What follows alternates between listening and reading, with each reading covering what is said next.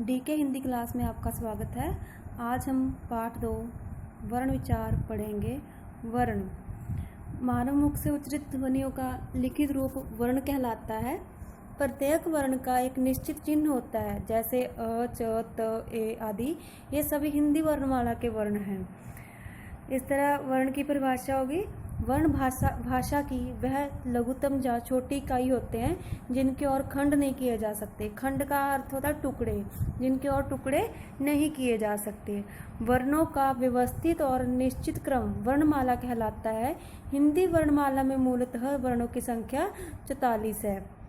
वर्णों का निश्चित क्रम, हम सभी वर्णों को, जैसे स्वर और व्यंजन, इन सभी वर्णों को एक व्यवस्थित समूह में रखा गया है, एक निश्चित क्रम में, तो यही वर्णमाला कहलाता है।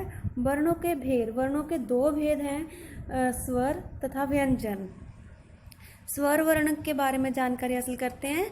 वर्ण जिनका उच्चारण बिना किसी अन्य वर्ण की सहायता के स्वतंत्र रूप से किया जा सके, स्वर कहलाते हैं। इन वर्णों को बोलने के लिए हमें किसी अन्य वर्ण की सहायता नहीं लेनी पड़ती। बिना किसी वर्ण की सहायता से इनका उच्चारण किया जाता है। इन हिंदी में इनकी संख्या 11 है और ये है अ, आ, ई, उ, री, ए, ओ, औ। ये 11 हमारे स्वर वर्ण हैं। उच्चारण के आधार पर स्वरों का वर्गीकरण इस प्रकार है। सबसे पहले आता है हर्ष स्वर। ये 4 स्वर हैं, अ, ई, उ, री। इन स्वरों के उच्चारण में कम से कम समय लगता है। इन्हें बोलने के लिए बहुत कम समय लगता है और इन्हें मूल स्वर या हर्ष स्वर भी कहा जाता है। ये चारों अ, ई, उ, री। नंबर 2 दीर्घ, आ, ई, उ, ए, ओ, औ। ये ऐसे स्वर हैं जिनके उच्चारण में हर्ष स्वर से 2 गुना ज़्यादा समय लगता है। उसके बाद आते हैं प्लुत स्वर। वे इन स्वरों के उच्चारण में हर्ष स्वर की तुलना में 3 गुना ज़्यादा समय लगता है, तो ये प्लुत स्वर कहलाते हैं। जैसे ओम, ये हमारे पास प्लुत स्वर है। इसमें योग वहा, अंग और अह अनुस्वार और विसर्ग कहलाते हैं। अंग अनुस्वार, अह विसर्ग। हिंदी वर्णमाला में इन्हें योग वहा का नाम दिया गया है। जैसे अंग, अंत, प्रातः, अंततः। अनुस्वार की जो आवाज़ है वो नाक में से आती है। जैसे अंग, अंगूर, इनकी आवाज़ नाक में से आएगी। अह के पीछे जब हम बोलते हैं तो शब्द के पीछे हल्की ह की आवाज़ आती है। अनुनासिक ध्वनि, इस ध्वनि का उच्चारण मुंह के साथ साथ नाक से भी होता है। इसका चिन्ह शिरोरेखा के ऊपर चंद्र बिंदु है, जैसे आँख, दांत आदि। यदि हम पंजाबी के साथ इसकी तुलना करेंगे अनुनासिक की, तो पंजाबी में जहाँ बिंदी लगती है, हिंदी में वहाँ अनुनासिक ध्वनि अर्थात चंद्र बिंदु लगता है। और पंजाबी में जहाँ टिप्पी लगती है, हिंदी में वहाँ अनुस्वार का प्रयोग होता है। आगत स्वर, अंग्रेजी के कुछ ऐसे शब्द हैं जो हिंदी में पूरी तरह से घुल मिल गए हैं, तो उन शब्दों को लिखने के लिए हमें आगत स्वर का नया चिन्ह बनाना पड़ा।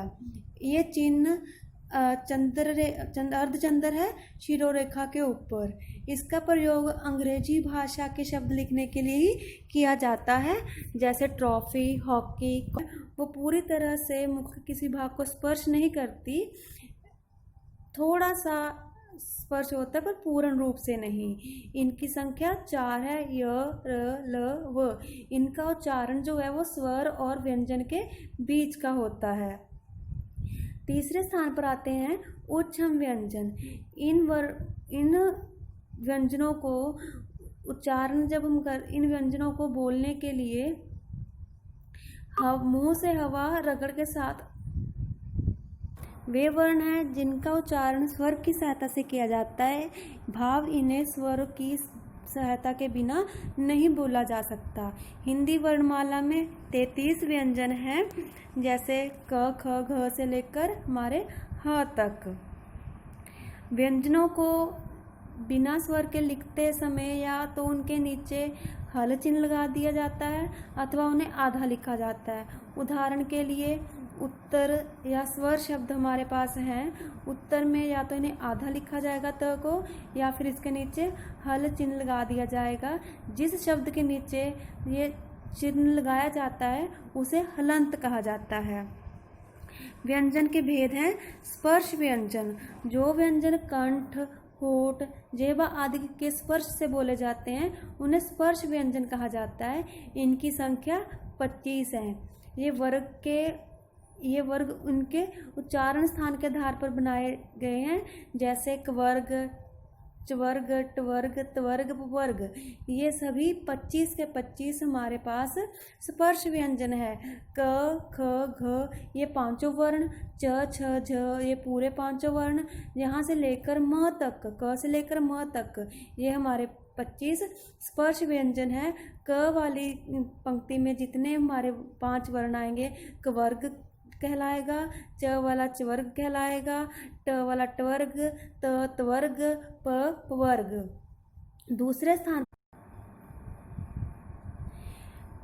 दूसरे नंबर पर आते हैं अंत व्यंजन। इनका उच्चारण जीभ, तालु, दांत, होंठों के आपस में टकराने से होता है, किंतु कहीं भी पूर्ण स्पर्श नहीं होता और इनका उच्चारण स्वर और व्यंजन के बीच का होता है। इनकी संख्या 4 है। य, र, ल, व। ये 4 अंत व्यंजन हैं। ऊष्म व्यंजन, जिन वर्णों के उच्चारण में हमारे मुंह से जो हवा बाहर निकलती है रगड़ के साथ गर्म होकर निकलती है, ऊष्मा उत्पन्न करती है, तो उन्हें ऊष्म व्यंजन कहते हैं। हिंदी वर्णमाला में 4 ही ऊष्म व्यंजन है, श, श, स और ह। संयुक्त व्यंजन, 2 व्यंजनों के योग से जब एक नया व्यंजन बनता है तो उसे संयुक्त व्यंजन कहा जाता है, जैसे क्ष, त्र, ज्ञ तथा श्र। यह संयुक्त व्यंजन है। क्ष, क, आधा क प्लस श, आधा क प्लस पूरा छ। इन 2 व्यंजनों को मिलाकर संयुक्त व्यंजन क्ष बना। इसी तरह त्र, आधा त प्लस र, इन 2 व्यंजनों को मिलाकर त्र। उसके बाद ज्ञ, ज और अंगा, इन 2 व्यंजनों को मिलाकर हमारा पास बना संयुक्त व्यंजन ज्ञ। और श्र, श प्लस र, इन 2 व्यंजनों को मिलाकर आधा श र। इन 2 व्यंजनों को मिलाया तो जाकर संयुक्त व्यंजन श्र का निर्माण हुआ। आगे आता है आगत व्यंजन। इस आगत व्यंजन को नुक्ता भी कहा जाता है, जो एक बिंदी के रूप में पैर में लगता है। ये शब्द व्यंजन अरबी फारसी के प्रभाव से बना है। हिंदी वर्णमाला में 2 ही इन व्यंजनों को स्वीकार किया गया है, ज और फ को। नुक्ते के प्रयोग शब्दों को नए अर्थ प्रदान करते हैं, जैसे अभी राज है, जिसके ज के पैर में बिंदी नहीं लगी, राज, इसका अर्थ है शासन। जब हमने ज के पैर में बिंदी लगा दी, ज बन गया राज, तो इसका अर्थ जब बदल जाता है पूरी तरह से, इसका अर्थ बन जाता है रहस्य। इसके बाद आते हैं उत्क्षिप्त व्यंजन। ड और अढ़, इनके साथ जब इनके पैर में बिंदु लगा दिया जाता है तो ड़ तथा अढ़, इन व्यंजनों का निर्माण होता है। ये उत्क्षिप्त व्यंजन कहलाते हैं। जिस तरह से उदाहरण दे देते हैं, ढंग से पढ़ाई। उच्चारण स्थान के आधार पर व्यंजनों के भेद। ओष्ठ्य व्यंजन, इन व्यंजनों का उच्चारण करते समय दोनों होठ एक दूसरे से सट जाते हैं, एक दूसरे से स्पर्श करते हैं, जैसे प, फ, ब, भ और म। ये 5 हमारे ओष्ठ्य व्यंजन हैं। दूसरे स्थान पर आते हैं दंतोष्ठ्य व्यंजन। इनका उच्चारण जब हम करते हैं तो हमारे ऊपर के दांत और नीचे के होंठ दोनों मिलते हैं, जैसे प और फ। तो इस तरह इनका उच्चारण होता है, ऊपर के दांतों के और नीचे के होंठों से मिलने से। आगे आते हैं दंत्य। इन वर्णों के उच्चारण में जीभ की नोक ऊपर के दांतों की जड़ को स्पर्श करती है। जीभ की नोक जो है, आगे वाला भाग जो है ऊपर के दांतों को स्पर्श करता है, इसलिए इन्हें दंत्य कहा जाता है। त, थ, द, ध, ये चारों हमारे दंत्य व्यंजन हैं। वर्तस्य, इन वर्णों के उच्चारण में जीभ वर्तस्य तालु दांतों का जो ऊपर का भाग है उसको छूती है। न, र, ल, स, ज, इस तरह दांतों के ऊपर के जो तालु का भाग है जीभ उसे छूती है, तब इनका उच्चारण होता है। आगे आते हैं तालव्य। इनके उच्चारण में जीभ हमारे कठोर तालु को छूती है, इसलिए इन्हें तालव्य व्यंजन कहा जाता है। च, छ, ज, झ, अंगा, य, श, छ, ये हमारे तालव्य व्यंजन हैं। मूर्धा, मूर्धा का अर्थ है उल्टी। तो जब हमारी जीभ उल्टी होकर कठोर तालु को मिलती है, स्पर्श करती है, तब इनका उच्चारण होता है। जैसे ट, ठ, ढ, अढ, न, ढ, अढ़। तो इनका उच्चारण हमारी जीभ के उल्टे होने से, कठोर तालु को स्पर्श करने से होता है। आगे आता है कोमल तालव्य। इनको जब बोलते हैं तब हमारी जीभ जो है उसका स्पर्श कोमल तालु से होता है। क, ख, ग, घ, नंगा, इनका उच्चारण हम कोमल तालु जो पीछे है क। 8वें नंबर पर आता है स्वर तंत्रीय। स्वर तंत्रीय भाव गले का अंदर का भाग, जहाँ से उच्चारण का स्थान होता है, वर्णों के उच्चारण का स्थान, ये वहाँ से इनका उच्चारण होता है। स्वर तंत्रीय हमारे पास एक ही वर्ण है, वो है ह। दूसरे स्थान पर आते हैं प्रयत्न के आधार पर व्यंजनों के भेद। सबसे पहले आते हैं स्पर्शी व्यंजन। जब इनका उच्चारण करते हैं तो मुख के दो अंग एक दूसरे को स्पर्श करते हैं। क, ख, ग, घ, ट, ठ, त, थ, ध, द, प, फ, भ, ब, ये सभी हमारे स्पर्शी व्यंजन हैं। दूसरे नंबर पर आता है संघर्षी व्यंजन। इनका उच्चारण करते समय एक अंग दूसरे को स्पर्श नहीं करते, लेकिन इतने निकट आ जाते हैं कि हवा को उनके बीच से घर्षण करते हुए निकलना पड़ता है। जैसे श, श, स, ह, ज, फ। भाव कि हमारी जीभ इन हवा को बाहर निकलने में रुकावट पैदा करती है। तीसरे स्थान पर आते हैं स्पर्श संघर्षी। इनके उच्चारण में अंगों का आपस में हल्का सा स्पर्श होता है और जिसके कारण हवा का संघर्षण होता है और वो बाहर निकलती है। जैसे च, छ, ज, झ। तो इनमें हल्का सा स्पर्श हम आगे करते हैं तालु को। आगे आते हैं नासिक्य। इनका जब हम उच्चारण करते हैं तो हवा हमारे नाक से बाहर निकलती है। जैसे नंगाणा, न, म, ये सभी इनका उच्चारण करेंगे तो हवा नाक से बाहर निकलेगी। ये सभी हमारे जो वर्ग हैं उनके 5वें वर्ण हैं। पार्श्विक, इनको बोलते समय जिह्वा तालु को स्पर्श करती है, हवा एक या दोनों और बने जो पार्श्व हैं वहाँ से होकर निकलती है, जो खाली स्थान है दोनों मुंह के दोनों तरफ वहाँ से। जैसे ल। उत्क्षिप्त व्यंजन, इन वर्णों को जब हम बोलते हैं जो हमारी जीभ जो है वो तालु को एक झटके से छूकर नीचे गिर जाती है। जैसे ड़ और अढ़। आगे आता है प्रंकपित र। जब इसको बोलेंगे तो जीभ हमारे तालु को छूकर एक रगड़ पैदा करेगी, भाव कंपन पैदा करेगी, तब इसका उच्चारण होगा र।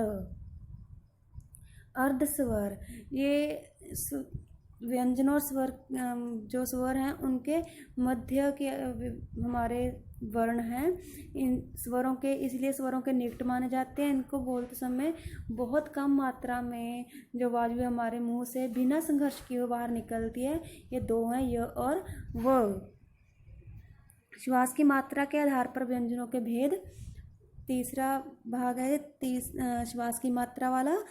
सबसे पहले अल्प प्राण, इनके उच्चारण में कम मात्रा में वायु हमारे मुख से बाहर निकलती है, पर जो हमारे स्पर्शी व्यंजन है जैसे क से लेकर म तक, ये 25 हमारे स्पर्श व्यंजन है, तो इनका पहला, तीसरा और 5वां वर्ण और अंत व्यंजन जो य, र, ल, व है, ये अल्प प्राण व्यंजन है। पहला क, ग, ङ, ये तीनों हर एक वर्ग के इसी तरह आएंगे अल्प प्राण में, पहला, तीसरा और पांचवा वर्ण। महाप्राण, इनके उच्चारण में अधिक मात्रा में हमारे मुख से वायु बाहर निकलती है।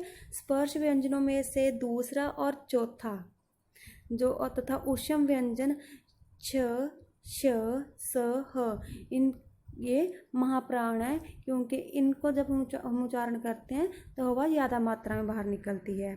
आगे है स्वर तंत्रियों के कंपन के आधार पर व्यंजनों के भेद। सबसे पहले है सघोष व्यंजन। इन व्यंजनों को जब हम बोलते हैं तो स्वर तंत्रियों से वायु का घर्षण होता है और इसीलिए ये सघोष व्यंजन कहलाते हैं। स्पर्श व्यंजनों के प्रत्येक भाग वर्ग का तीसरा, चौथा और पांचवा वर्ण तथा अंत व्यंजन जितने भी हमारे पास हैं और ऊष्म व्यंजन का ह सिर्फ एक वर्ण, ये संघोष व्यंजन है हमारे पास। आगे आते हैं अघोष व्यंजन। इन वर्णों को बोलते समय स्वर तंत्रियां दूर दूर रहती हैं। स्पर्श व्यंजनों में प्रत्येक वर्ग का पहला और दूसरा वर्ण और श, छ, स, ये अघोष व्यंजन है। ऊष्म वर्ग के 3 व्यंजन श, श और स, ये अघोष व्यंजन है। आपको मेरा पढ़ाया हुआ पाठ कैसा लगा कमेंट बॉक्स में ज़रूर लिखिए।